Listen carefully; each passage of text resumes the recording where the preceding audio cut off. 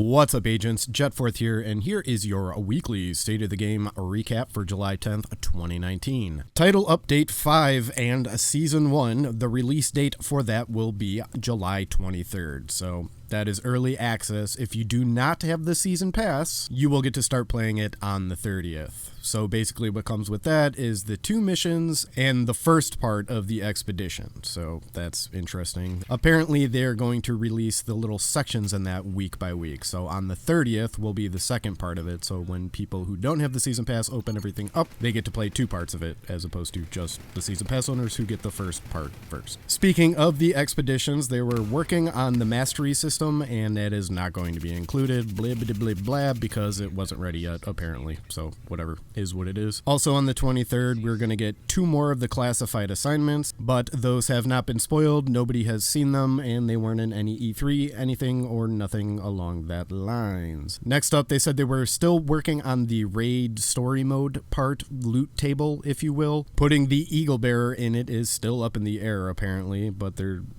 still not going to have as good as loot as the normal raid does, so that's interesting enough, I suppose. One of the bigger things that they talked about was skills. Well, actually, that's really all they talked about, but one of the bigger things that I'm sure PvP players will want to know is that the ODZ striker drone and turrets and pretty much all the skills were overpowered in ODZ, and they weren't supposed to be as powerful as they were, so they're still trying to work on toning them down, or they said Red Storm was working on it. So fear not, skills will not be as powerful as they were in the PTS if you played it or watched any footage of other people playing it in PvP. Other than that, about skills and whatnot, they said that skill haste and cooldowns and whatnot was in a really good place, and overall they were really happy with where skills are at in the game right now. Well, not right now, in the PTS, which that makes me really happy. Another big thing that they put in, apparently, is that the minimum cooldown can now be brought down to under 10 seconds. So if you're cramming a lot of skill haste into, say, Seeker Mines, you can bring them down to 5 seconds. So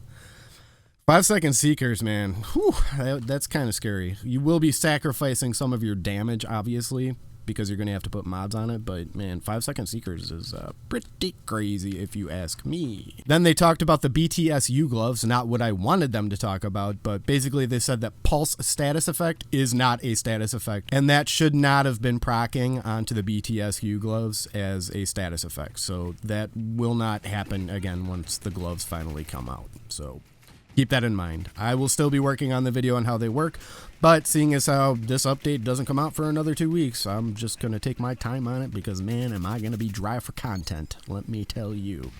I gotta find a day job. One other thing that they changed is that the Riot Foam grenade now goes to 3 meters instead of 2 meters because it was a little lackluster, and it's hard to get people caught up in it because, well, they all roll out of the way every single time. And for the very final bit of it, here's some of the other changes that they made for skills. Increased base damage for assault rifle turrets by 22.5%. Turret is more durable than the drone now.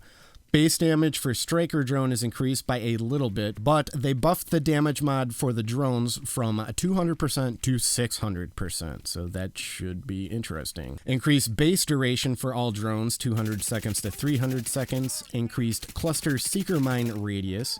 Increased explosive seeker mine damage by 25%, which they said the explosive seeker mine is the most powerful skill in the game, so that should be interesting to mess around with in 2 weeks. Increased cluster seeker mine damage by 42%, which I'm not sure if this is on top of the PTS or this was already in the PTS, because if it's a 42% over what it already was, that's insane. But I think it was already in the PTS in what I showed in my previous video that I posted the other day. Scanner Pulse will now begin its cooldown 3 seconds after it's activated, and a longer cooldown for the Banshee Pulse. So that's pretty much it for now. I mean, it's pretty dull state of the game, so I don't know. 2 freaking weeks, or 3 weeks if you don't have the, oh, that was gross coffee burp.